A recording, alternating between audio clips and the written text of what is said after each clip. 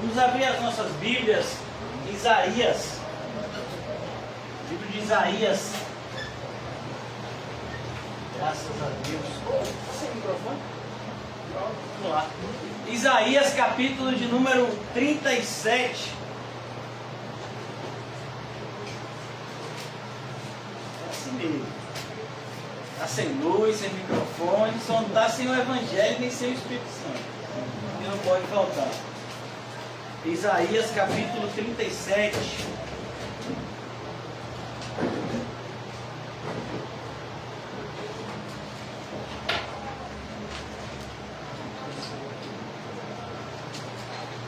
Todos acharam? O título da nossa mensagem de hoje, irmãos, eu iria iniciar hoje o Evangelho de Lucas, mas o Senhor me direcionou a tratarmos de um outro tema. Eu não sei o motivo, mas eu tenho certeza que o Senhor sabe.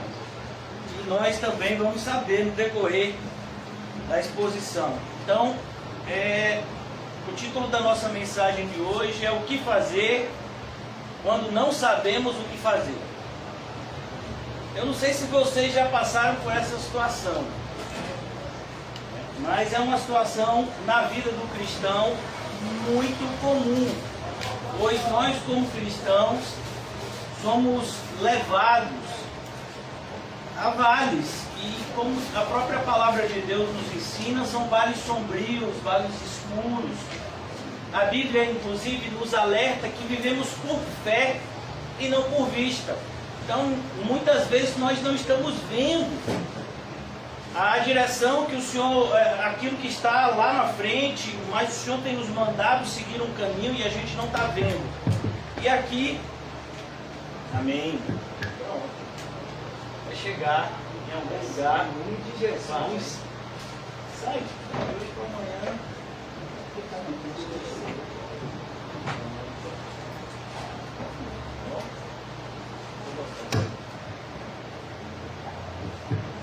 Amém, irmãos?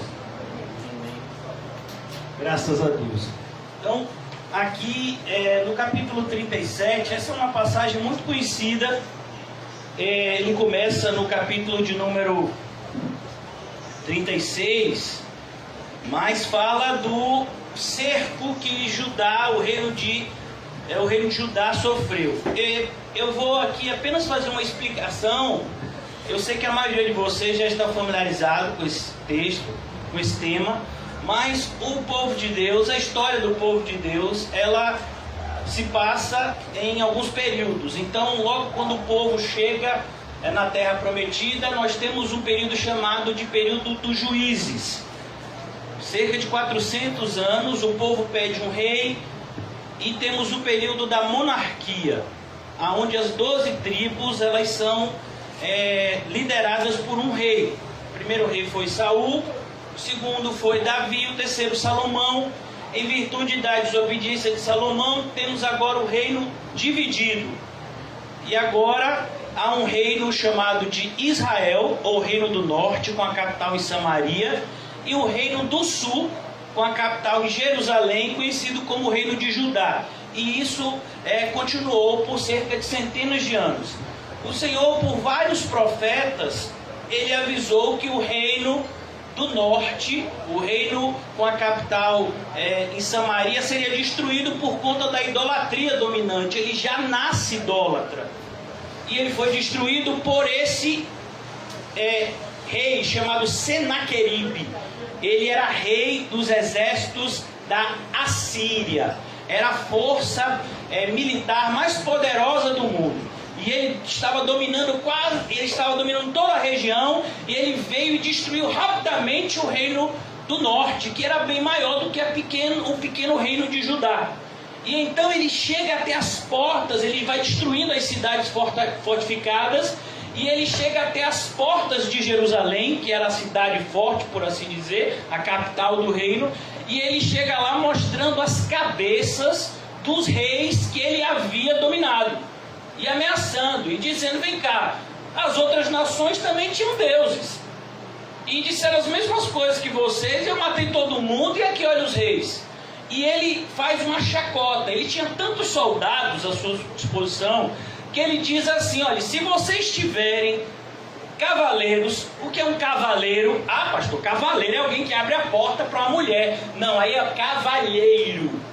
Cavaleiro é aquele que monta o cavalo. Há uma diferença, viu? Depois vocês procuram no Aurélio, né? E então ele disse: se vocês tiverem cavaleiros, eu vou dar 2.000 cavalos emprestados só para ter graça, só para poder ter graça a luta. E o que acontece então? Israel, Judá nessa época, o reino de Judá era governado, por um rei que temia o Senhor, o rei Ezequias. E existia um homem de Deus, um profeta de Deus, que estava lá em Jerusalém e que profetizava nessa época, o profeta Isaías, ele mesmo, que nós temos o livro dele aqui. E então o rei Ezequias, ele vai em busca de Isaías para saber o que deve fazer. Então, dito essas coisas, a título de introdução, a gente já percebe. A resposta, ela já está inserida. Qual é a resposta para o nosso questionamento? O título da mensagem de hoje, mais uma vez: o que fazer quando não sabemos o que fazer? Para tudo e vai orar. Vai buscar Deus. Porque, irmãos, na escuridão, qualquer passo que a gente possa dar, se a gente não tem certeza para onde a gente está indo, a gente pode cair num abismo e morrer. Um passo errado pode acabar com a sua vida, um passo só errado. Então, quando a gente não tem certeza, e eu não falo somente da sua vida física, eu falo principalmente da sua vida espiritual, que é mais importante. Um passo errado, um passo na direção errada, pode trazer inúmeros problemas para a sua vida espiritual.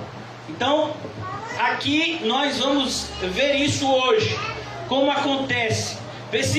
Capítulo 37.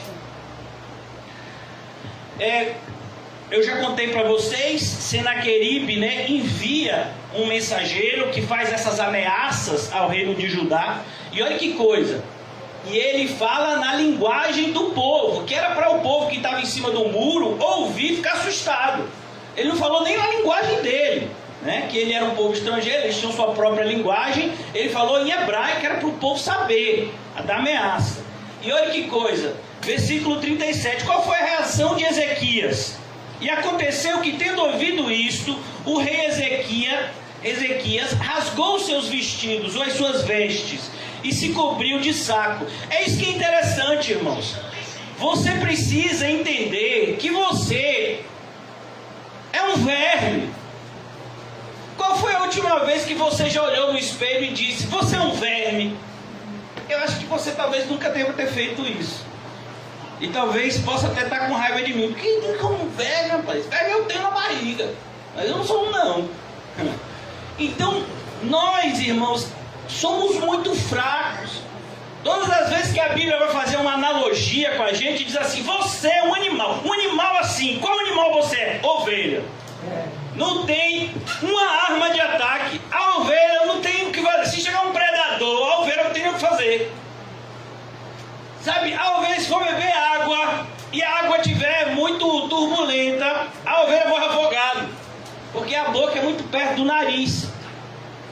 Então o pastor, ele tem que fazer tipo uma represazinha para a água ficar bem calminha para poder ela beber. Tamanho é a ovelha, a fraqueza da ovelha. Quando vai dizer que a gente é um vaso, diz que a gente é um vaso de alabastro? Diz que a gente é um vaso de mármore? Não, diz que é um vaso de barro. A única vez que diz que a gente tem algo assim bem duro, assim forte, é a cara de pau que a gente tem, cara de metal, ó, é isso que é. E a cerviz é dura. A gente não se humilha diante do Senhor. Então, quando a gente não sabe o que fazer, a primeira coisa, qual é? É admitir: eu não sei o que fazer. Ó, rasgar as vestes é esse sinal. Colocar um pano de saco aqui é esse sinal de dizer: Senhor, eu estou nas tuas mãos, Senhor. Qual foi a última vez que você disse isso, irmão? Qual foi a última vez que de fato você viveu como sua vida estivesse nas mãos de Deus? Qual foi? Tem um pastor norte-americano que ele diz: quão hipócrita nós somos quando dizemos que a nossa vida está nas mãos de Cristo, mas não perguntamos a Ele nada quando vamos fazer as nossas escolhas diárias. Das mais sérias às mais triviais, como por exemplo: será que eu devo comer agora? Vou comer, estou com fome. Mas você come porque está com fome? É assim? Você não ora antes? Então a gente precisa entender, irmãos, como cristãos, a Bíblia diz: a gente não vive mais. Quem vive em nós é Cristo. Essa cruz aqui é para mostrar, como disse o apóstolo Paulo, nós já deveríamos estar crucificados com Cristo. Olha que coisa interessante. Talvez você pense que a cruz seja sinal de prisão. Olha, eu estou preso na cruz. Não, a cruz é sinal de liberdade. A minha carne está presa na cruz, agora eu posso viver livre no Espírito. Se a minha carne não estiver na cruz, ela vai estar dominando as minhas escolhas diárias e eu vou estar sempre fazendo escolhas ruins.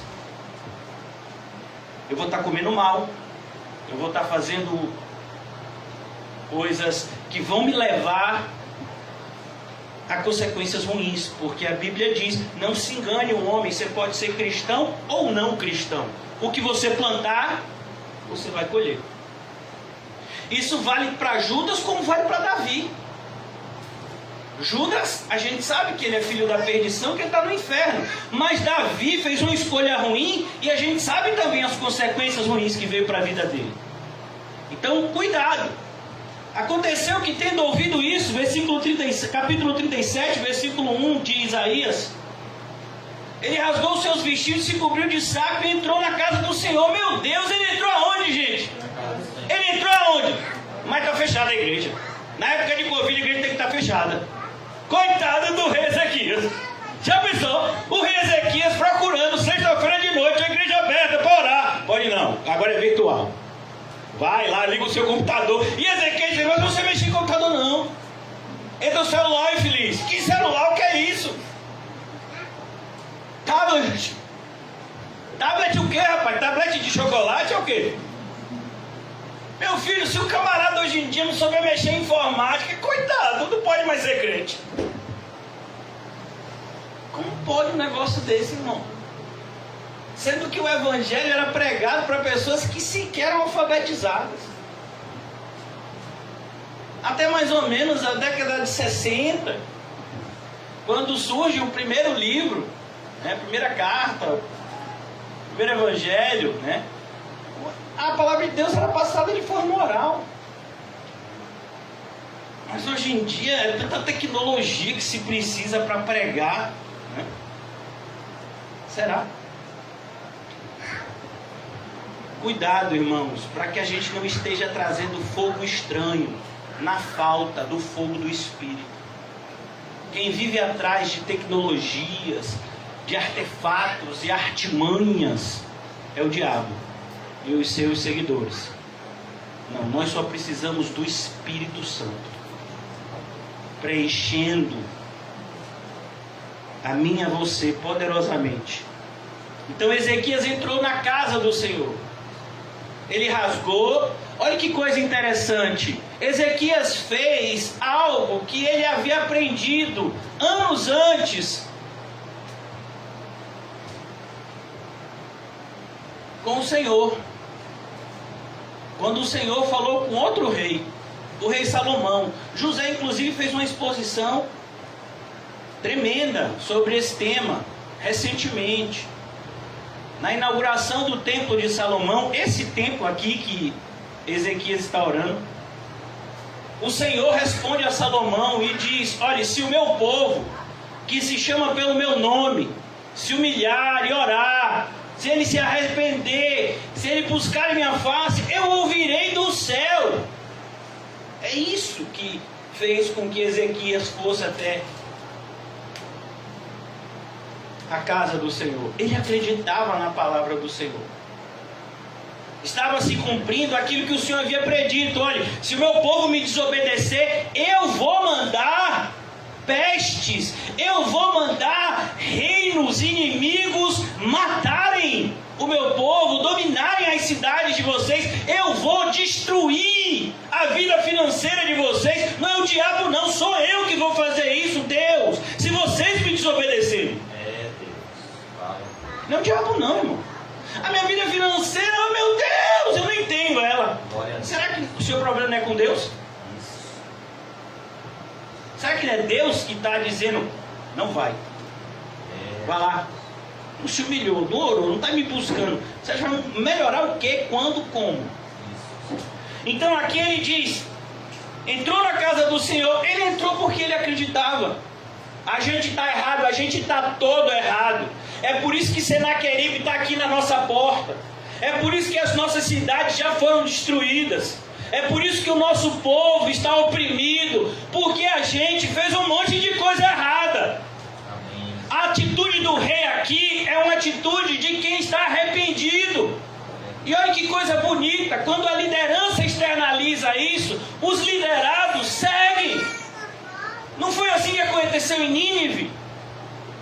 O rei de Nínive disse, a gente está errado, esse profeta maluco aí. Rapaz, eu acho tão legal os desenhos de Jonas. Não sei se só sou eu. Eu sou muito assim, apaixonado pelos desenhos de Jonas. Principalmente os mais antigos, que tem Jonas com os cabelos rupiados, assim, com sangue de fogo, parecendo um doido, né? Eu gosto muito daqueles desenhos. Porque eles retratam a verdade. Se você já leu o livro de Jonas...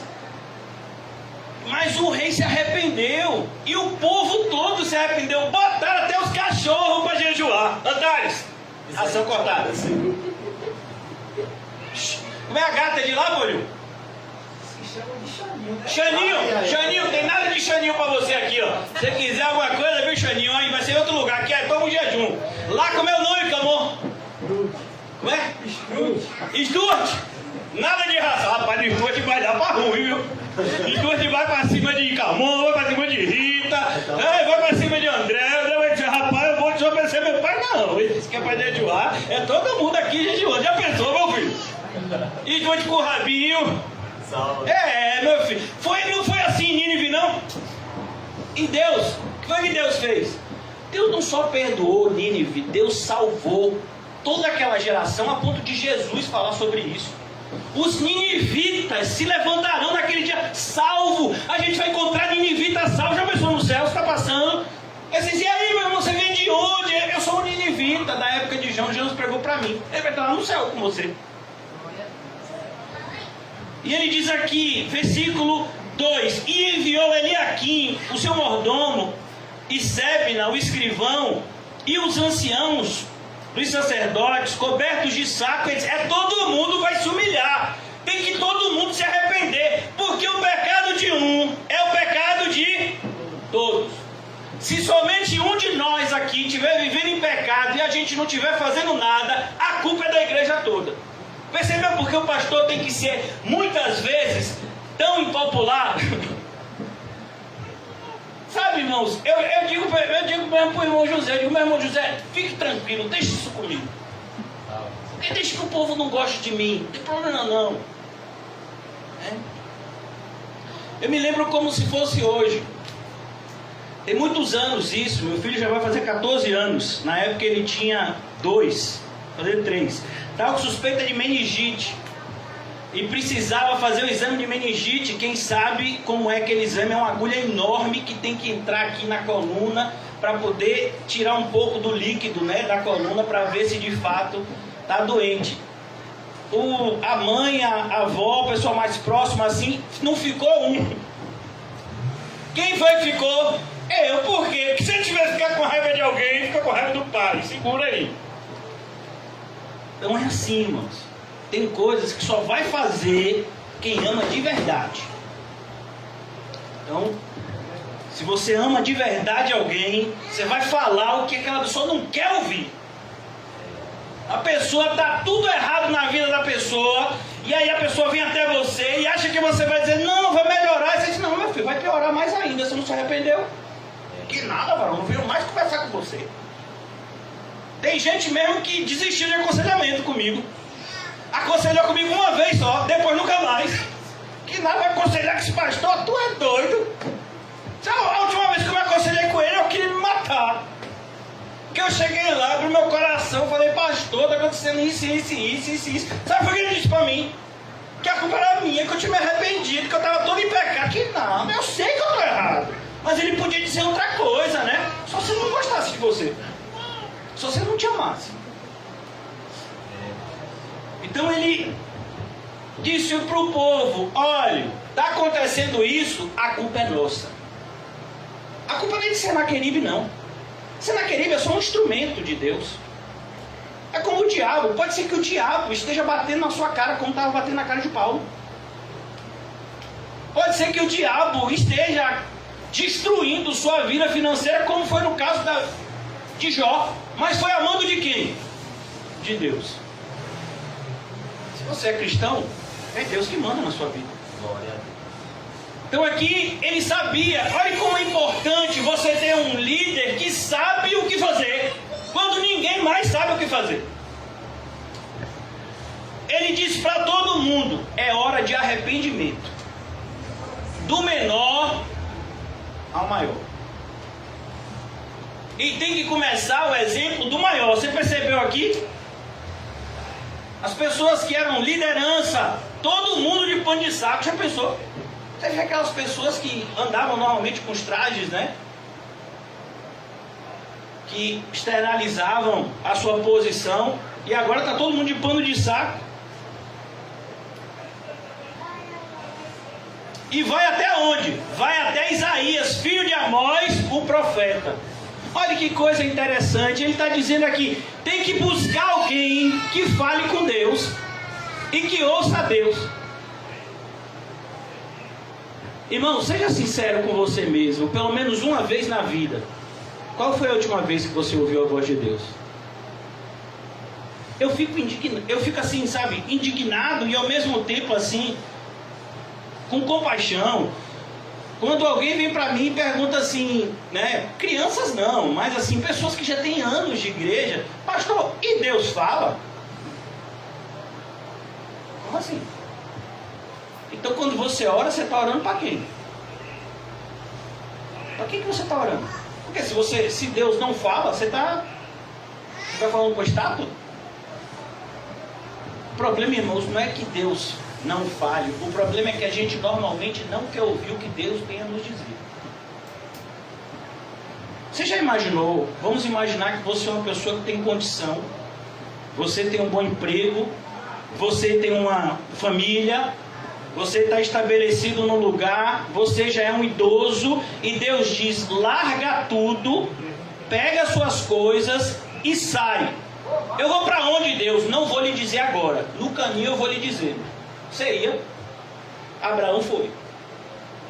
E foi assim mesmo. Sai da tua casa, sai do meio da tua parentela e vá para o lugar que eu te mostrarei. Abraão nem sabia para onde estava indo.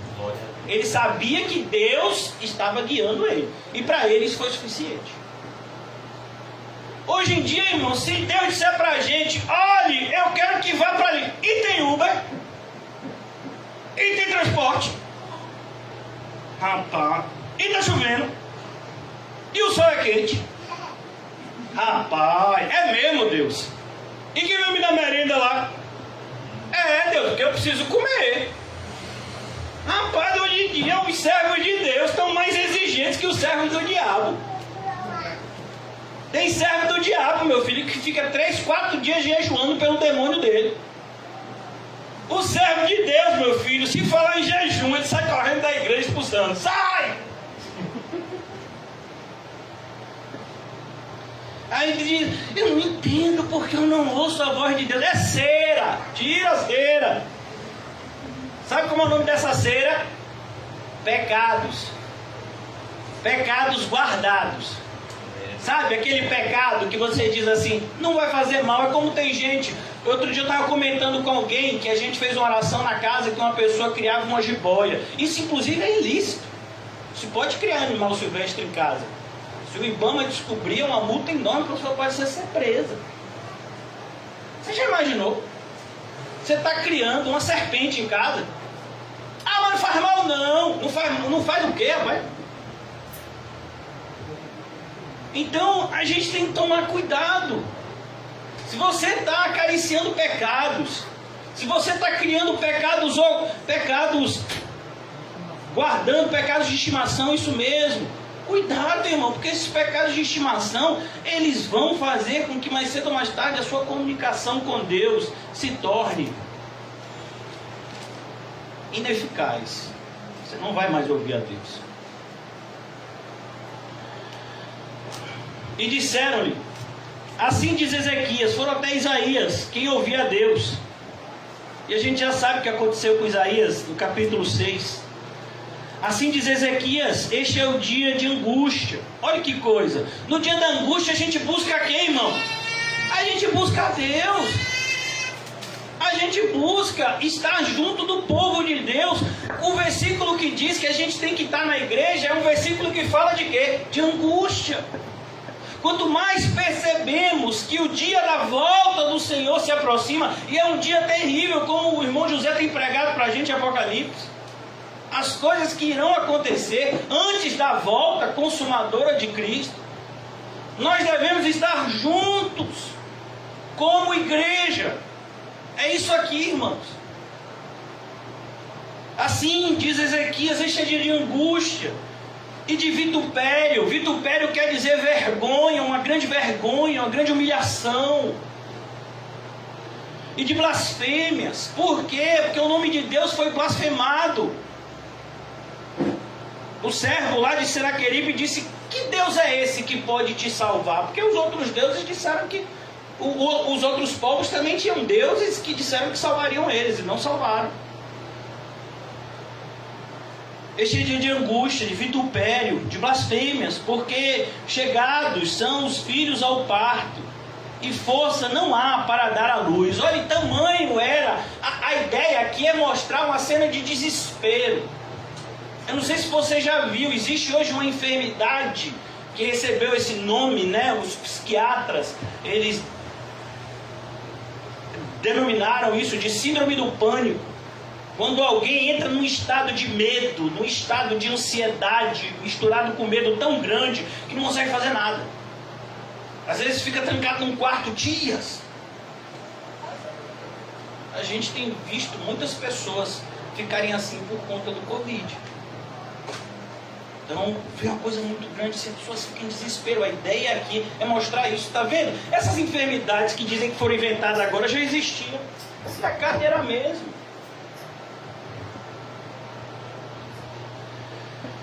Porventura, o Senhor teu Deus terá ouvido a palavra de Rabsaque, a quem enviou o rei da Síria, seu amo, para afrontar o Deus vivo e para vituperar com as palavras que o Senhor teu Deus tem ouvido. Faz oração pelo resto que ficou.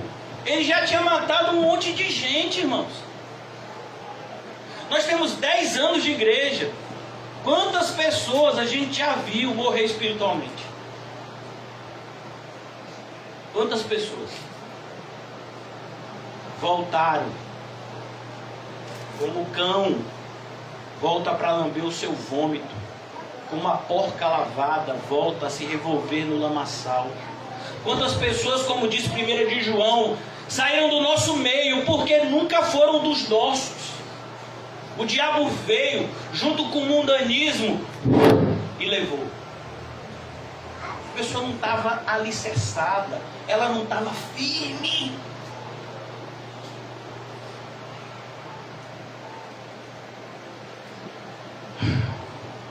Versículo 5. E os servos dos reis Ezequias vieram a Isaías. E Isaías lhe disse, eu acho bonito. Olha, irmão, eu vou dizer uma coisa para você. Se é uma coisa que eu me arrepio, é quando eu leio na Bíblia, assim diz o Senhor. Não é esses profetas meia boca de hoje não. João mesmo já era para ser bilionário. Os cultos que a gente ia para as igrejas erradas, logo quando a gente estava engateando no evangelho, eu e João adorava a igreja daquela. Quanto mais se movia, mais a gente gostava. E não sei se é porque João tem cara de rico, mas todo falso profeta olhava para João e dizia: eis que vejo assim, é mala na sua mão de dinheiro. Se fosse na época da Lava Jato, ele estava sendo investigado. Porque era todo o culto. Vocês estão dando risada, mas é sério. Estou falando mentira, João? É sério.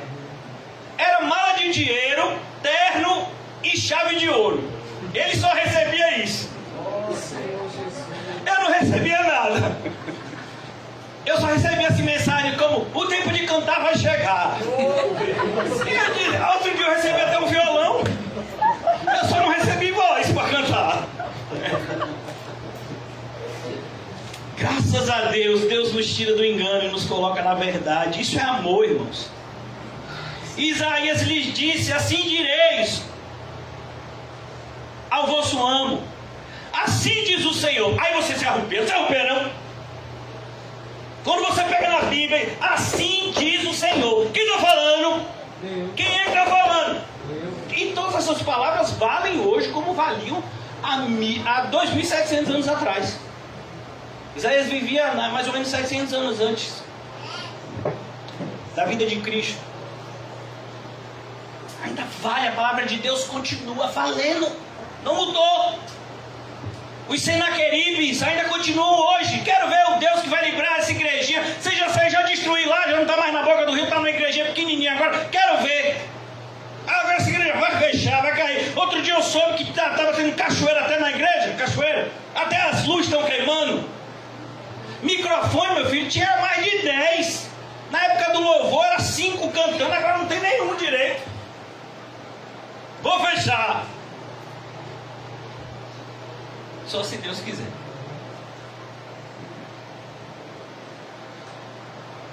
Isaías lhe disse: assim direis ao vosso amo.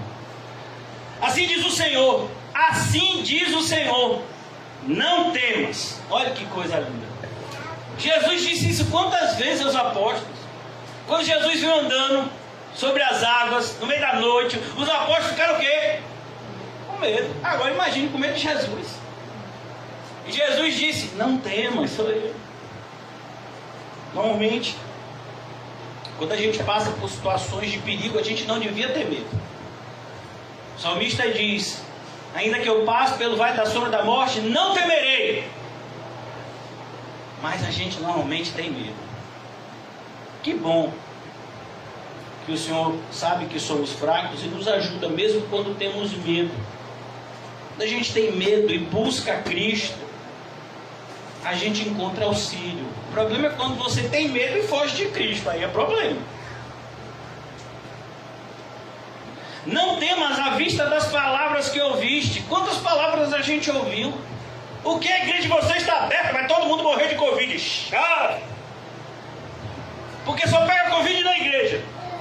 Ninguém pega Covid no mercado, ninguém pega Covid no ônibus, ninguém pega Covid no metrô, ninguém pega Covid em lugar nenhum, só pega na igreja. Imaginou isso? Você pergunta a pessoa: vem cá, você está... Aí a pessoa diz assim: eu não vou na igreja não, por causa dessa onda, dessa pandemia. E você fez o que hoje? Ah não, hoje eu fui no mercado, hoje eu fui na farmácia. Pô, você foi nesse lugar todo e não foi na igreja? Eu não, porque eu não quero pegar Covid. Você diz assim, você está de brincadeira comigo, né?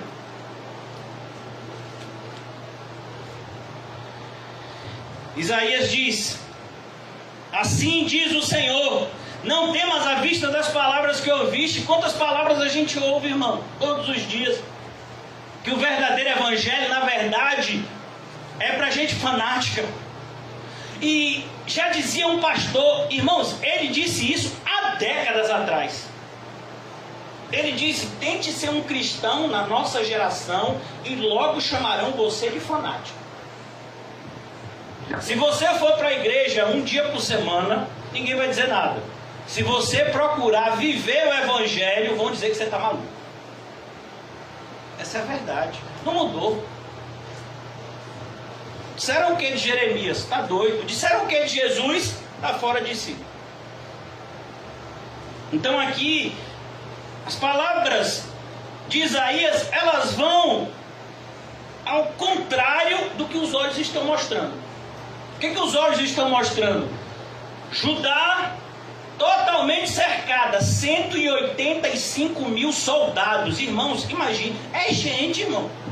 Você já imaginou, se a gente fosse trazer para o contexto de hoje, 185 mil soldados, dava para fazer a volta completa na cidade de Jerusalém, toda cercada, tem para onde fugir, a gente vai matar todo mundo, acabou. Vocês não vão comer, vocês vão morrer de fome, a gente vai dar risada, vocês vão pedir para a gente matar vocês e a gente vai ver vocês definhando. Era assim que acontecia antigamente. Eles cercavam as cidades e ficavam esperando acabar os suprimentos, até que as pessoas iam morrendo, e os poucos que saíam eram facilmente mortos ou então escravizados. E essa é a cena que eles acham que vai acontecer com eles também. Mas vem cá, você é filho de Deus? Sou. Ah, então você é diferente. Pelo menos é o que diz a Bíblia. Na minha Bíblia, não sei se na sua é assim, mas na minha Bíblia tem um versículo no capítulo 8 de Romanos que diz: eu sei, não é eu acho, eu sei que todas as coisas cooperam para o bem daqueles que amam a Deus e que foram chamados segundo o seu propósito. Nesse mesmo livro diz: o que nos separará do amor de Deus que está em Cristo Jesus. E um pouco antes ele diz: aquele que nos entregou o seu próprio Filho, o que ele tinha de mais precioso, por amor a nós, como não nos dará juntamente com ele todas as coisas? Aí você lê isso, irmãos, ou você acredita, ou então você deixa de ser crente. O que não pode é você dizer: eu acredito, mas sabe como é, né? Não sei como é. Tem que lutar, irmão. A Bíblia diz que quando a gente coloca o escudo da fé, não vem dardo inflamado nenhum, é isso? Não, o escudo da fé, ele tem a capacidade de apagar os dardos inflamados, mas vai vir dardo de tudo quanto é lado. Flechada, você tem que estar sóbrio e vigilante. Você tem que estar com a espada do Espírito na mão, afiada, um obreiro aprovado que não tem do que se envergonhar.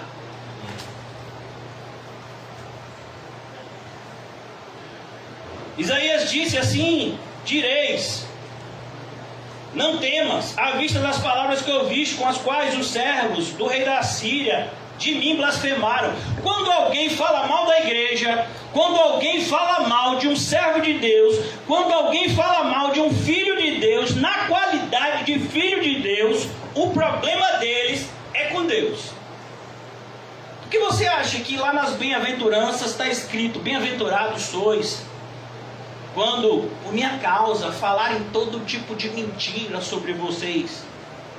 E ele coloca isso como o quê? Uma bem-aventurança, como motivo de felicidade. Porque quem está mexendo com o Filho de Deus, está mexendo com quem? Com o Pai. Por exemplo, vai alguém olhar torto para Dila. Olha, tem uma senhora ali que já abraçou ele e disse aqui: não. Olha, depois do que eu passei. Agora imagine Deus. Você é filho de Deus. Ele entregou seu próprio unigênito, Cristo, por você. Você acha que ele vai te abandonar no meio do caminho? Essa é a questão, irmãos. Se alguém mexer com a igreja, o que está escrito lá em 1 Coríntios 3? Quem tentar destruir a igreja de Cristo, o que vai acontecer?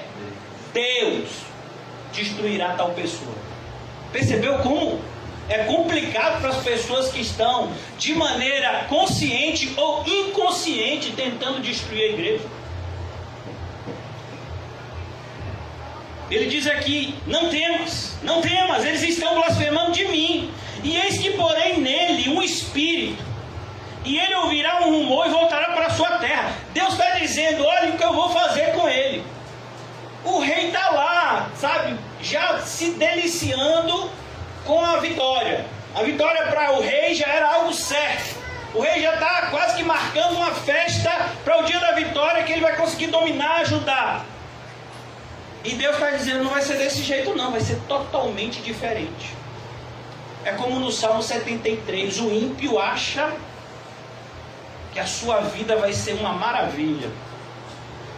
E como tem um ditado popular, quanto mais alto, pior queda. Essa verdade vale para o ímpio.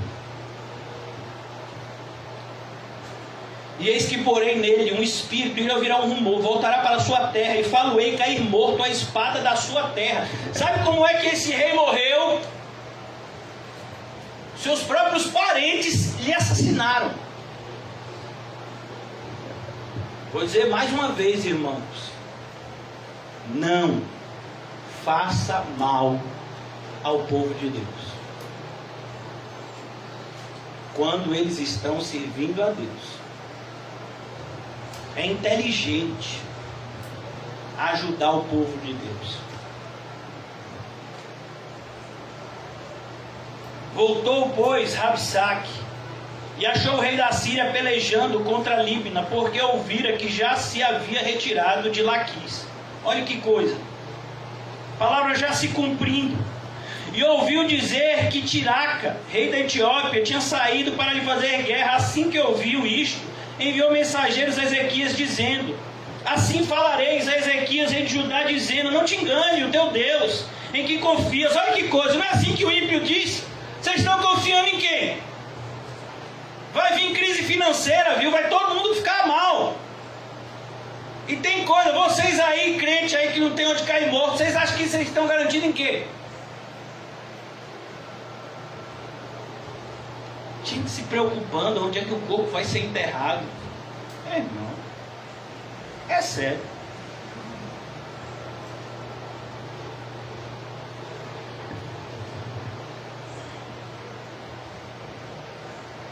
Assim falareis a Ezequias: não te enganes o teu Deus. Será que nosso Deus nos engana? Não. Diz o tolo no seu coração: não há Deus. Quem faz isso é tolo. Não te engane o teu Deus em quem confias, dizendo: Jerusalém não será entregue na mão do rei da Síria. Eis que já tens ouvido o que fizeram os reis da Síria a todas as terras, destruindo totalmente, e escaparias você que não nada. Você imagina, por exemplo, hoje o diabo, quantas igrejas o diabo já fechou?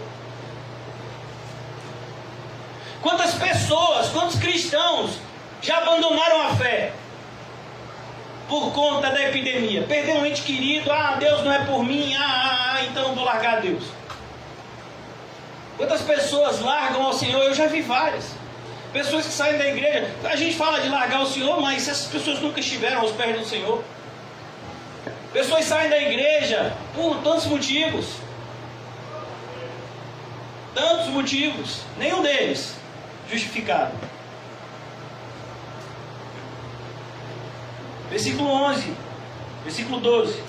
Porventura as livrariam os deuses das nações que meus pais destruíram, Gozã e Arã, Rezefe e os filhos de Éden, que estavam em Telessar? Onde está o rei de Ramate, o rei de Arpade, e o rei da cidade de Sepharvaim, Ena e Iva? Recebendo, pois, Ezequias as cartas à mão dos mensageiros e lendo, subiu à casa do Senhor. De novo Ezequias, de novo. Irmãos, a gente é ameaçado todo dia. Todo dia. Parece que o povo gosta, né? Todo dia a gente recebe afronta, ameaça. E o problema, irmãos, não é a constante oposição. O problema é a gente achar isso algo extraordinário. Meu filho, a oposição tem que ser recebida por mim e por você como algo natural. Quando uma pessoa olha para você no meio da rua e diz: não vou com a sua cara, você tem que achar isso normal. Não faz tudo, não vou nunca achar isso normal. Então você não é crente. Como é que está escrito em 1 de João? O mundo inteiro jaz no maligno, mas nós somos de Deus. Pronto, e aí? Como é isso?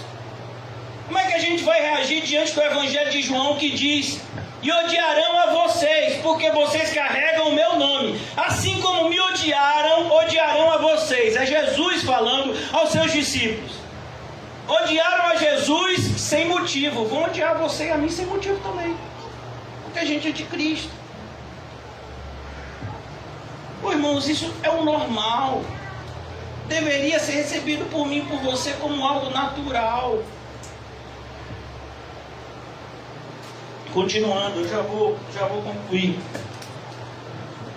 Recebendo, pois, Ezequias as cartas, ele subiu à casa do Senhor e Ezequias as estendeu perante o Senhor. Olha que atitude bonita. Senhor, o Senhor disse que o problema era seu, então aqui, olha o problema. E orou Ezequias ao Senhor. Eu acho tão bonito. Ezequias orou a quem? Ao Senhor. Qual foi a última vez que você fez isso?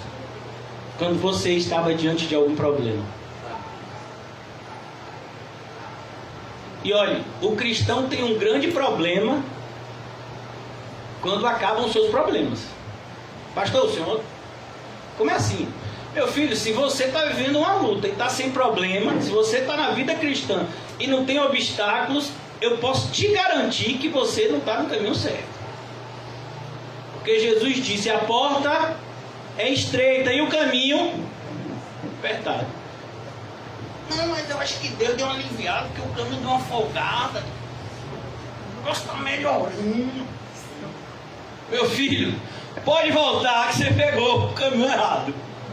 Se você tem alguma dúvida, assista o filme O Peregrino. Quando o cristão, juntamente, nessa altura eu acho que ele estava com esperança. Ele pega um caminho um pouco mais largo, assim, bonzinho, assim. Onde é que ele vai parar? No castelo da dúvida, que tinha um gigante chamado desespero. Cuidado, viu? É melhor o caminho apertado. Versículo 14. Versículo 15, perdão. E orou Ezequias ao Senhor, dizendo: ó Senhor dos exércitos. Essa expressão, irmãos, ela está aqui para enaltecer e evidenciar a onipotência de Deus. Você acredita que o seu Deus é onipotente? Essa palavra significa que Deus pode todas as coisas. Você acredita nisso? Você acredita que todos os seus parentes podem se converter em um único dia? Aí não, pastor. Aí não. Aí também o senhor já quer demais. Tem uns parentes meus que quando está sabendo que eu vou para CCVE, rapaz, oh, Senhor Jesus, o negócio pega, viu? Muda até de cor. Sai fumaça do nariz. É um negócio, rapaz.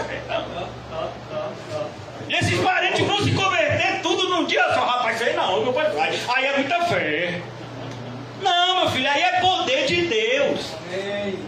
O que faz algum parente nosso se converter não é a sua fé, é o poder de Deus. Amém. Até a sua fé é pelo poder de Deus. Você só tem fé porque Deus, na sua onipotência, te concedeu. Glória a Deus. Amém. E orou Ezequias ao Senhor, dizendo: ó Senhor dos exércitos, Deus de Israel, Deus de Israel, Deus tem um povo, não é Deus do mundo inteiro. Ele é o Deus do seu povo.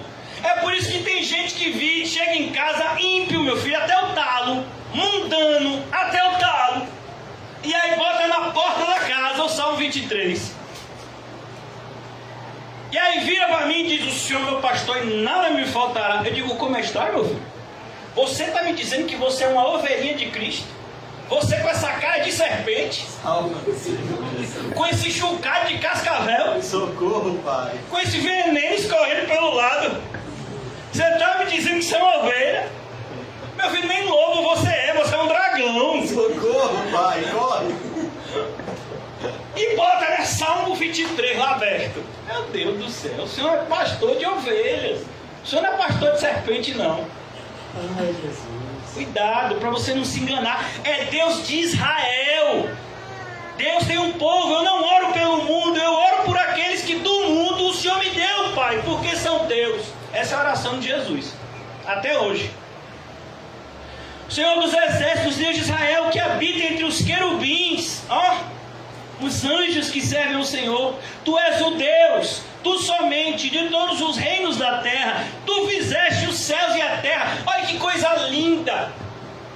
Diante daquele Golias ali diante, sabe, na frente de Ezequias, um exército de 185 mil homens, difícil até de contar.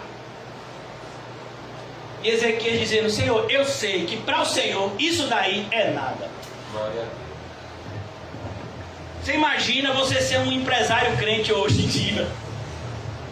Quando chega a carga tributária, você diz: pronto, a empresa vai fechar. Você é crente? Glória a Deus. Rapaz, o desemprego está crescendo. Você é crente? É? Eu quero saber se é crente. Se você é crente, confia em Deus. Glória a Deus.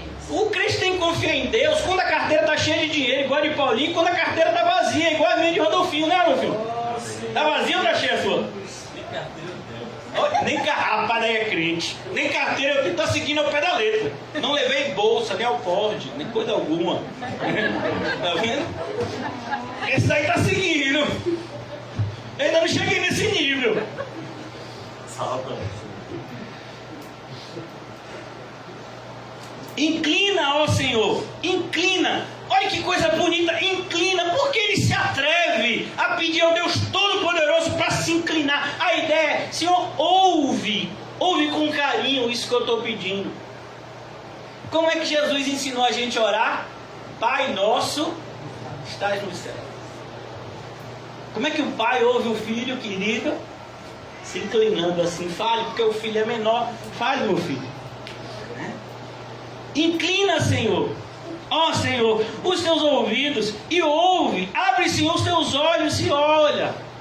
Coisa linda. Eu sou um verme, Senhor, mas o Senhor me escolheu. Em quem eu tenho, Senhor, além de Ti? Em quem eu colocarei a minha confiança além de Ti, Senhor? Tão bonito, olha que coisa. A mesma atitude de Ezequias aqui foi seguida por uma mulher que nem crente era, que estava ainda engatinhando nos caminhos do Senhor, uma Cirofenícia, que a filha estava endemoniada. Jesus disse: é lícito tirar a comida dos filhos e dar para os cachorrinhos. A mulher podia ficar ofendida, mas ela diz o quê? Eu não me incomodo ser cachorrinho, não. Uma migalhinha cair, Senhor. Inclina, Senhor, os teus ouvidos, abre os teus olhos, os teus ouvidos, e ouve todas as palavras de Senaqueribe, as quais ele mandou para afrontar o Deus vivo. Entende, irmãos, quando as pessoas ameaçam a igreja, quando as pessoas tentam contradizer a nossa fé, quando as pessoas chegam para mim, eu não sei se chegam para você e dizem que a nossa fé é quadrada. Eu digo: minha fé não é quadrada nem é redonda. Minha fé não tem uma forma geométrica. Não, mas isso não vale mais para os dias de hoje. Como assim? A palavra que eu creio, ela nunca perderá a validade. Muito pelo contrário. Ainda que a terra e o céu se passem, a palavra permanecerá. Mas pessoas surgem todos os dias tentando contradizer a palavra de Deus. E eles vão fazer isso como? Afrontando você e a mim, pelo menos tentando, né? Tem pessoas, irmãos, que a melhor resposta é o silêncio. A Bíblia diz que a gente não deve dar pérolas aos porcos, nem as coisas santas aos cães. Vocês já aprenderam isso? Verdade é, Senhor, que os reis da Síria assolaram todos os países e suas terras. Olha o poder da Síria. Eles tinham de fato dominado todo mundo conhecido naquela época. E lançaram no fogo os seus deuses, porque deuses não eram. Eles não eram deuses. Irmãos, nessa época de pandemia, você acha que quem acredita nessas entidades estranhas não está buscando elas não? Ô Iemanjá! Cadê Iemanjá? Cadê o pessoal? Cadê Maria? Cadê o pessoal aí que acredita no no espiritismo, não vem nenhum espírito evoluído ajudar, não. Cadê os espíritos evoluídos? Cadê? Que não está aqui ajudando? O pessoal do ocultismo aí, por que não faz uma feitiçaria para poder uma urucubaca dessa aí, para poder matar o Covid? Cadê? Cadê o pessoal que adivinha as coisas, que diz, não, ano tal, o Covid vai acabar, no mês tal, na data... Cadê que ninguém diz nada? Eles não eram tão poderosos, não adivinhava tudo, não fazia, acontecia. Cadê eles? Cadê os falsos profetas que dizem que cura todo mundo? Tem mais de 300 mil brasileiros aí que não foram curados. Cadê eles? Percebeu? O quanto de falsas igrejas existem? Todas elas vão ter o mesmo fim. Esse aqui. Vão ser queimadas no fogo. Porque deuses não eram, igrejas não eram, crentes não eram. Um crente, quando ele é forjado no fogo, ele é purificado. O ímpio, quando é colocado no fogo, ele é destruído.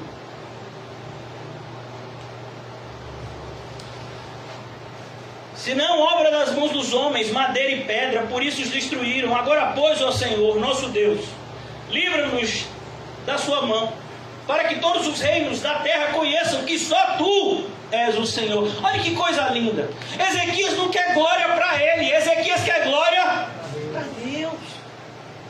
Hoje em dia, se acontece alguma cura, algum milagre, rapaz, a pessoa vai ficar rica com aquele milagre.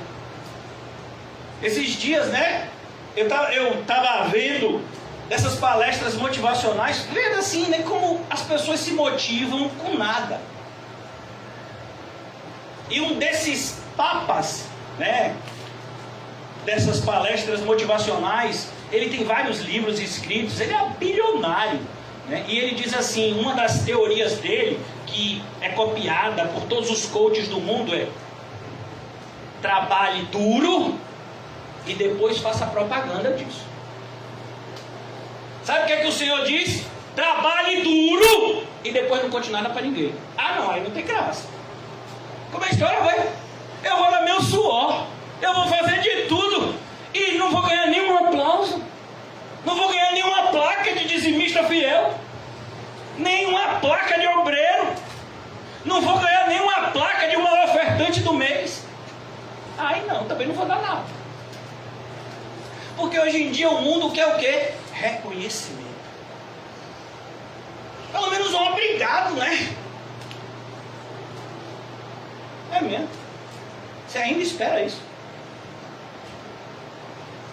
Então você está errado. O errado não é a pessoa que não te diz obrigado. O errado é você esperar. Você que é o crente da história. Era você que devia estar fazendo com a mão sem que a outra soubesse. Quer comais, quer bebais, façais tudo para a glória de Deus. Por que Paulo colocou comida e bebida? Porque eram as coisas mais elementares da vida do ser humano, comer e beber. Ele diz hoje, até isso tem que ser para a glória de Deus. Imagine o resto. Você trabalha, tem que ser para a glória de Deus. Seu casamento tem que ser para a glória de Deus. A criação dos seus filhos tem que ser para a glória de Deus. A sua casa tem que ser para a glória de Deus. A sua respiração tem que ser para a glória de Deus. Então ele diz, para que conheçam só tu, que só tu és o Senhor. Então Isaías, filho de Amós, mandou dizer a Ezequias: assim diz o Senhor, o Deus de Israel, quanto ao que me pediste acerca de Senaqueribe, rei da Síria, essa é a palavra que o Senhor falou a respeito dele. A virgem, a filha de Sião, te despreza e de ti zomba. A filha de Jerusalém meneia a cabeça por detrás de ti, a quem afrontaste e a quem blasfemaste. E contra quem alçaste a voz e ergueste os olhos ao alto? Contra o Santo de Israel. Sabe quem ele está falando aqui? A igreja. Quando as pessoas fazem afronta à igreja de Cristo, a verdadeira, a noiva do Cordeiro, o Cordeiro meneia a cabeça. Quem são os ímpios para arranharem a noiva de Cristo? Vocês já leram uma pequena carta que tem antes do livro do Apocalipse? Se você nunca leu um livro todo da Bíblia, você vai ler hoje, Judas. Só tem um capítulo. E o final do livro de Judas, um capítulo só, ele diz: aquele que é poderoso para nos apresentar sem mancha, sem ruga. Olha que coisa. Nos apresentar perfeito. Eu acho bonito, no livro de Zacarias, tem um trecho onde o sumo sacerdote, ele meio que, o Senhor falando com o diabo acusando o sumo sacerdote naquela época, e diz: olha, ele está sujo. Aí Deus vem em favor do seu sumo sacerdote. É claro que ele está sujo, eu tirei ele do fogo, mas eu vou limpar ele e vou botar uma veste nova nele. E você, diabo, cai sua boca. Rapaz, eu me arrupei todo quando eu peguei aquela passagem. E o pessoal precisa de tamborim, de bate-pé para poder, né, ficar. Rapaz, lê a Bíblia. Você fica mais pentecostal do que os mais pentecostal do mundo. Porque pentecostal é isso, é quem acredita no que aconteceu em Pentecostes, que só aconteceu uma vez, que foi a descida do Espírito Santo sobre a igreja, todo crente. Você nasceu quantas vezes, irmão? A igreja também nasceu uma. Então ele diz mais aqui, por meio, versículo 24, eu já quero acabar, mas aqui está tão bom, né? Não sei se está bom só para mim, mas está bom. Por meio de teus servos afrontaste o servo. Por quê, irmão? O diabo, ele age por meio dos seus servos. Ele usa as pessoas da rua, ele usa pessoas da nossa família, ele usa o político influente para botar leis que nos prejudiquem. Ele usa aqueles que são seus servos, consciente ou inconsciente, para tentar de alguma forma abater a nossa fé, porque a vitória que vence o mundo é o quê? É a nossa fé. Quando o apóstolo Paulo chega ao final da sua carreira, como é que ele diz a Timóteo? Combati o bom combate, acabei a carreira, e o que ele guardou? O que? A fé. Você acha que o diabo quer tirar o que de você? Seu dinheiro? Você nem tem esse dinheiro todo. É verdade. Ele quer tirar a fé. É a fé, irmão. Por isso pegue ela e diga: de mim ninguém tira. Olha, irmão, eu assisti esse filme mais de 300 vezes, quando eu era ímpio, eu filme 300.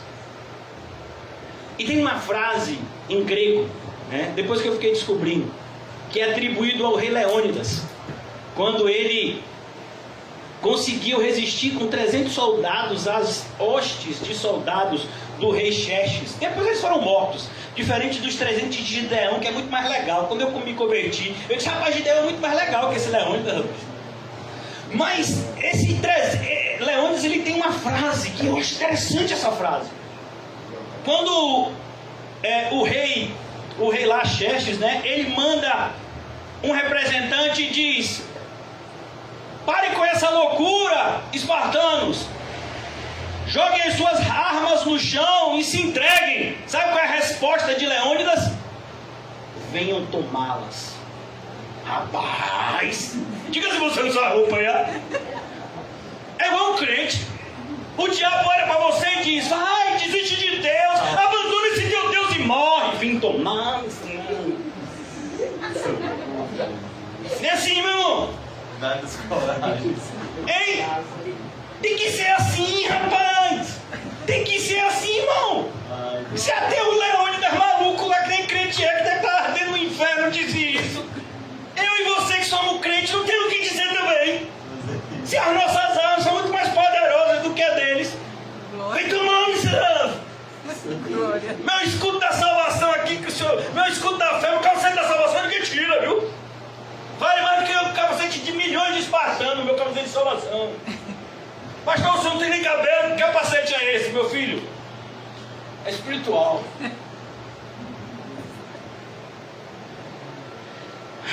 Creia, irmãos. Creia. A Bíblia diz: se você crer, verás a glória de Deus. Olha que coisa maravilhosa. É fé. E a fé vem pelo ouvir. Por isso que o doido aqui está falando para vocês. Deus usa doido. Por meio de teus servos afrontastes o Senhor, e disseste com a multidão dos meus carros subir, e aos cumes dos montes, aos últimos recessos do Líbano, e cortarei os seus altos cedros e suas faias escolhidas, e entrarei no seu cume mais elevado, no bosque do seu campo mais fértil. Está falando isso porque Jerusalém ficava num monte. Jerusalém ficava num terreno, fica, né, até hoje, num terreno alto. Eu cavei e bebi as águas, e com as plantas dos meus pés sequei todos os rios do Egito. Porventura não ouviste que já muito antes eu fiz, e já desde os dias antigos o tinha pensado, agora porém se cumpre. E eu quis que tu fostes que destruísses as cidades fortes e reduzisse a montões assolados. Olha que coisa linda. Deus está dizendo, você só fez o que fez porque eu quis. O meu povo estava sendo infiel e eu te usei para que você corrigisse o meu povo. Eu acho tão, sabe, quando a gente estava vindo para cá, a gente estava ouvindo os louvores do carro, eu e minhas filhas, e tinha um louvor Castelo Forte, baseado até nesse trecho que Lutero escreve. E ele fala justamente isso: Castelo Forte é o nosso Deus. Olha que coisa. Mas eu conheço o teu assentar, o teu sair, o teu entrar e o teu furor contra mim. Imagine, Deus está dizendo, eu sei quem é você. Como eu estava falando, né, eu tinha me esquecido, estava falando de Lutero, porque Lutero tem uma frase que muitos se escandalizaram na sua época. Até o diabo é o diabo de Deus. Imagine, irmão. No ambiente católico romano, aonde, se você for estudar, né, a catequese católica, para o católico, o diabo meio que rivaliza com Cristo. Aí Lutero vem e diz, não é assim não, até o diabo é o diabo de Deus. E agora? Por causa da tua raiva contra mim, porque tua arrogância, versículo 29, subiu até os meus ouvidos, eis que porei o meu anzol no teu nariz. Alguém já fez isso? Ó, dá um anzol no nariz, isso aí carregando. Isso é o quê? Submissão. Você está dizendo que vai humilhar os meus servos, quem vai ser humilhado é você.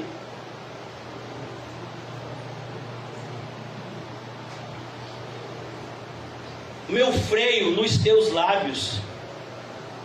Percebeu que Deus não bota freio no pé, bota freio na boca. Você já recebeu, né? A direta. Não é indireta não, viu? É direta.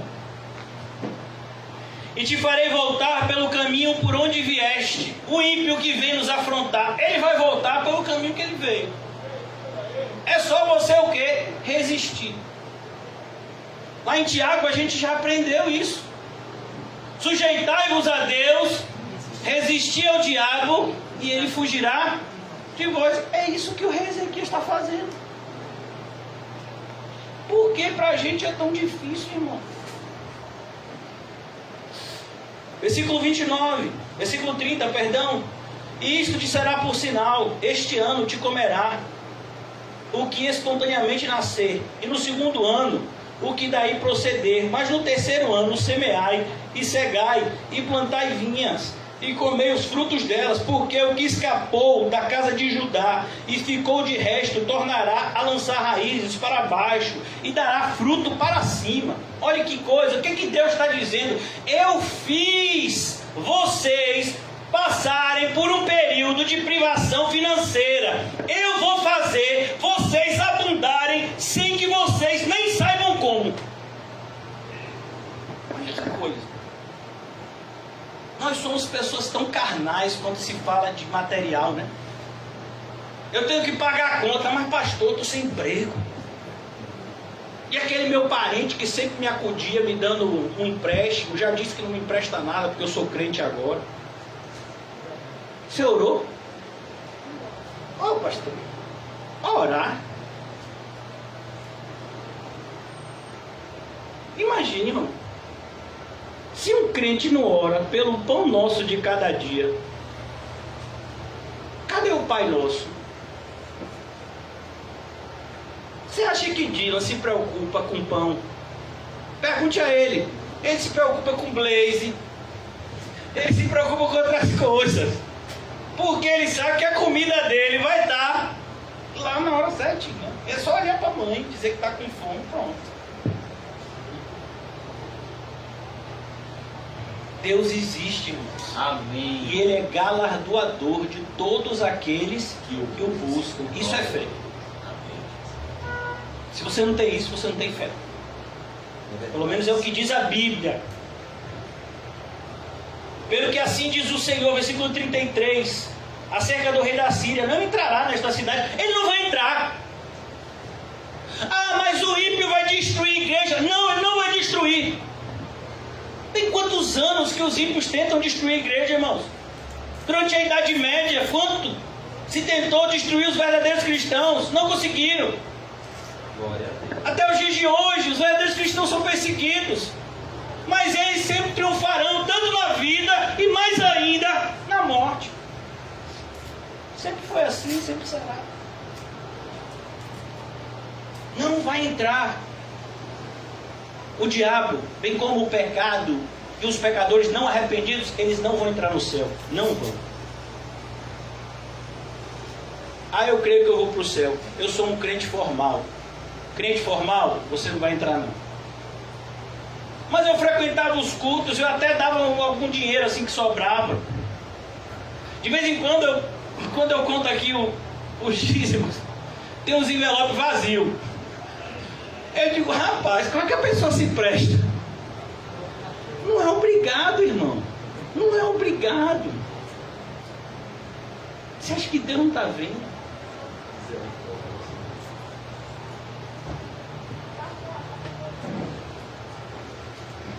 Porque Jerusalém sairá. Perdão. Porque eu amparei. Versículo 34. Versículo 33. Não entrará na cidade, nem lançará flecha alguma.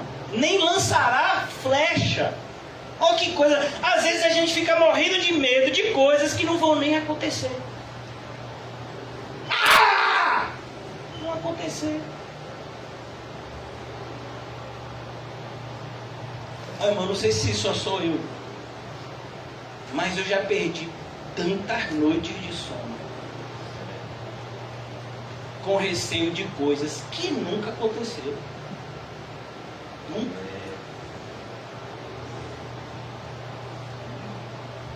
A maioria dos meus medos nunca vieram acontecer. Ah! Sábado. Eu vou dormir hoje, porque amanhã, meu Deus, amanhã aquela conta, oh meu Deus, vai tomar. Ei, Jesus, o banco vai tomar tudo, vai levar meus filhos. Não, rapaz, agora não leva mais filho não, agora é diferente. A penhora é diferente. Calma. Não se assuste.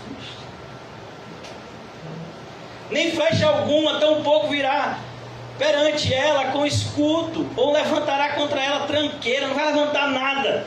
Pelo caminho de onde ele veio, por esse voltará, mas nessa cidade não entrará, assim diz o Senhor.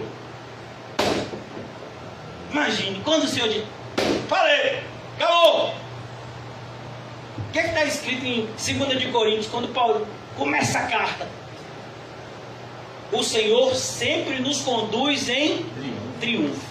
Assim diz o Senhor. O Senhor nos conduzirá em derrota? Não, sempre nos conduz em triunfo. Em Cristo Jesus nós somos vencedores? Não, mais do que vencedores. Você crê? Ó, pastor, estou me forçando. Não, velho, você tem que crer. E tem que sentir com força. O diabo tem que olhar para você e dizer, rapaz, eu não vou não. Tem que ser de verdade, irmão.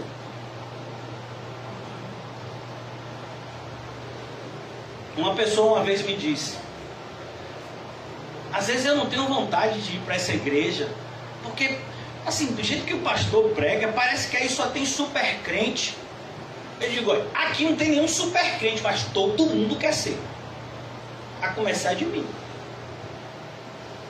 Eu quero fazer tudo que está escrito aqui, sem pular nada. Eu quero. Se você não quer, meu filho, o seu lugar não é aqui não. Eu também não quero ser assim um crente. Meu irmão, eu quero ser um crente. As pessoas ficam dizendo, o pastor José fica querendo ser o apóstolo Paulo. Não, meu filho, eu quero ser pastor cuidar do Espírito Santo. Eu quero imitar o apóstolo Paulo cumpriu a missão dele, ele mesmo já falou. E eu tenho a minha, você não tem a sua não, é? Nós somos o corpo de Cristo. Será que o corpo de Cristo agora perdeu a forma, filho? O corpo de Cristo existia quando tinha os crentes de verdade, né? Que se abraçavam com a fogueira para morrer queimado, ali era o corpo de Cristo. Agora não, agora os corpos de Cristo é gente meia boca assim, sabe? Que... Não, eu não sei não, como é? Não sei. É difícil? É muito difícil. Você acha que o Ezequiel ficou com medo? O bichinho ficou com medo, meu filho. O bichinho deve ter ido por tempo assim, tremendo todo, mas ele foi renovado na fé. É assim que a gente é renovado todos os dias. Às vezes a gente chega na presença do Senhor desesperado. Porque você acha que a Bíblia está lá e o Espírito intercede por nós por meio de gemidos inexprimíveis. Às vezes a gente está com um medo tão grande, com angústia tão grande que não sai nem nada. Ai Deus, eu não sei nem o que falar, porque o negócio que está vindo de lá para cá, eu não sei nem o que pedir. Mas a gente pede, a gente chega para Deus, não chega ou não chega? Eu não sei nem o que pedir, Senhor, porque se eu pedir por aqui, vem por ali. Se eu pedir por ali, vem por aqui. Rapaz, o negócio, olha. Irmão, até nisso Ele nos concedeu o Seu Espírito, que intercede por meio de nós. Tem que crer, irmão. Porque eu ampararei esta cidade. Você não fica feliz quando você ouve um negócio desse, não? Você ampara uma pessoa que está firme ou você ampara alguém que está para cair? Sou eu. Outro dia eu disse para Rodolfinho, Rodolfinho, você ore por mim, eu oro por você, porque aquele que está em pé, cuide-se para que não caia. Você está de pé, glória a Deus, meu filho, então vigia, ore, porque o diabo, meu filho, ele que inventou a rasteira. Então versículo 35, porque eu ampararei esta cidade. Tem um negócio dos irmãos lockdown, né? Deixa eu concluir. Eu ampararei esta cidade para livrar por amor de mim e por amor do meu servo Davi. Ah, Deus me ama tanto. Eu sou o gude-gude de papai. Não vai nessa onda não, viu? Deus faz as coisas por amor ao nome dele. Ele escolheu te amar. Ele não é obrigado a te amar. Ai Deus, eu sou teu filho, você tem que fazer isso por mim. Quem fala assim, nem filho de Deus é. Porque um filho de Deus é humilde. Um filho de Deus chega diante dele, reconhecendo a sua total indignidade. Senhor, eu estou aqui na tua presença, mas eu não mereço nada. Mas estou pedindo mesmo assim. Porque eu sei que o Senhor é bom. O filho pródigo que voltou para a casa do pai, ele merecia o quê? Diga aí o que é que ele merecia. Ele merecia ser apedrejado, era isso que mandava a lei. Ele matou o pai dele vivo. Ele matou o pai dele em vida. Mas o pai dele fez isso. Por que ele voltou? Meu pai é bom. Eu vou voltar para a casa do meu pai, que fico nada mais aqui. Fico não. Porque eu amparei essa cidade. Versículo de número 36. Então saiu o anjo do Senhor. Eu acho isso bonito demais. O anjo do Senhor. Quem é o anjo do Senhor? É um servo. A palavra anjo aqui, para você ver, lá em Apocalipse a palavra anjo é utilizada para a liderança da igreja.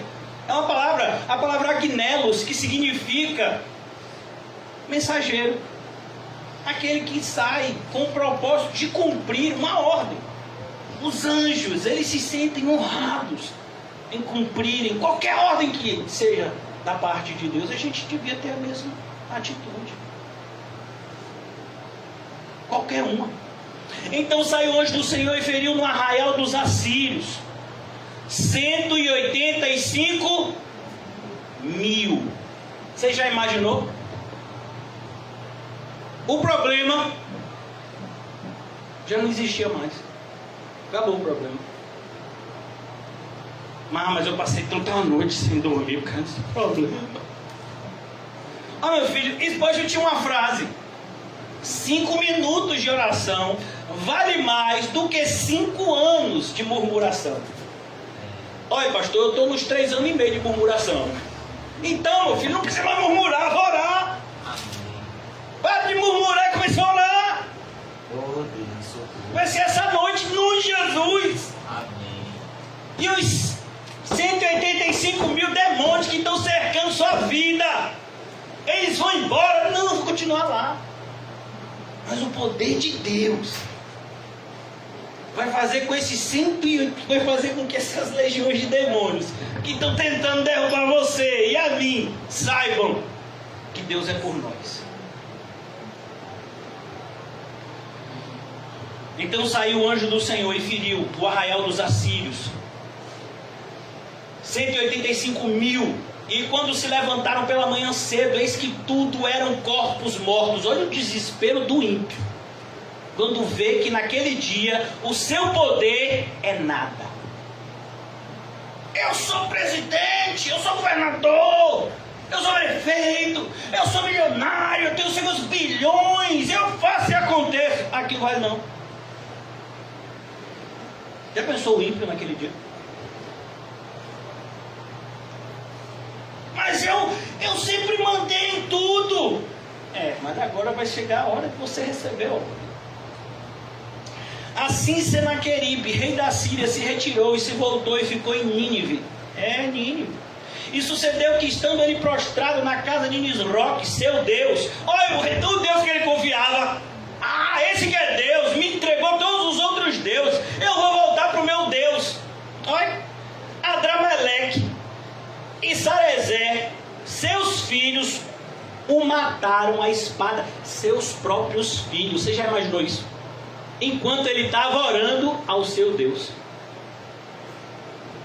Olha o que acontece com quem afronta o Deus vivo e o seu povo.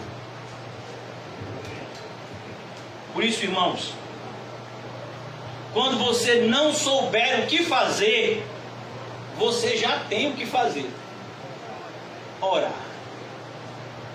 Buscar a face do Senhor, para que você seja fortalecido nele.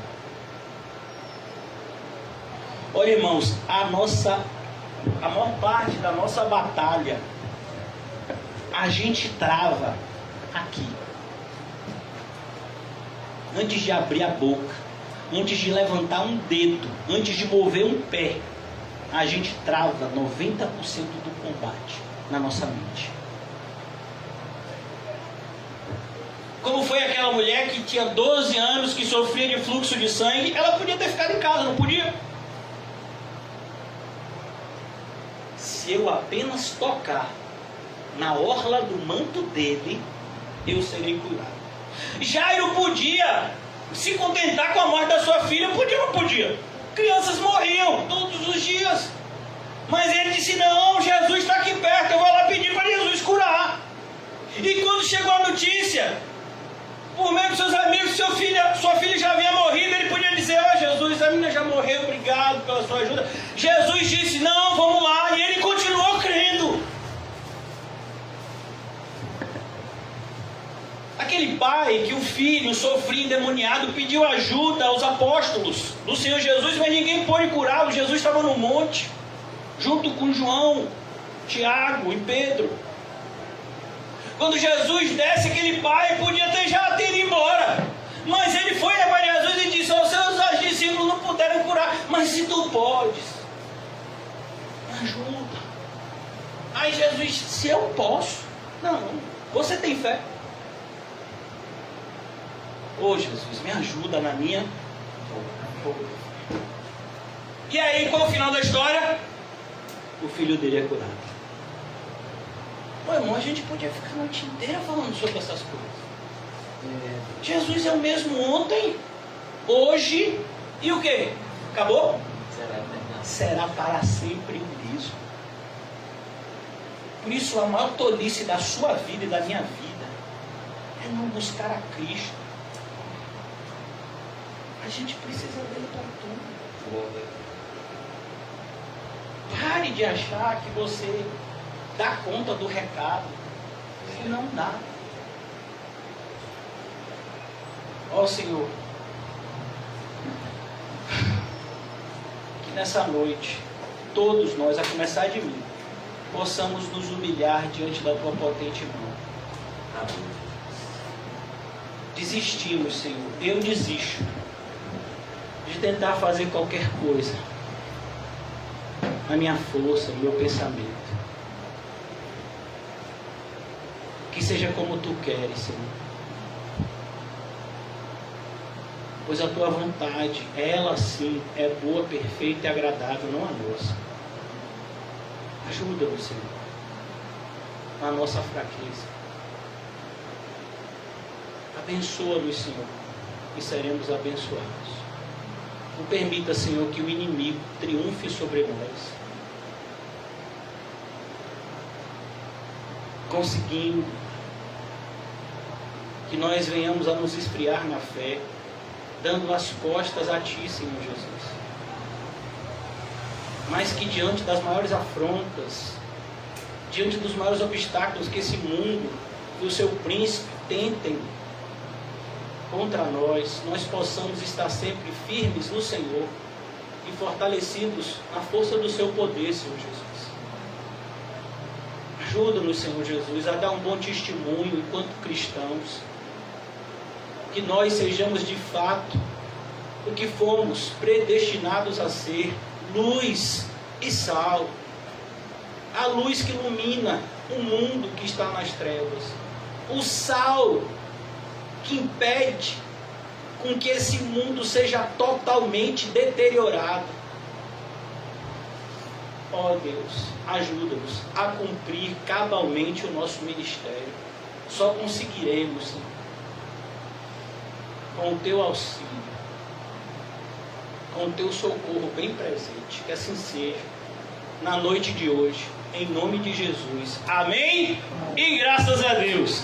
Saúdem-se mutuamente com um cumprimento santo. E diga você mesma, você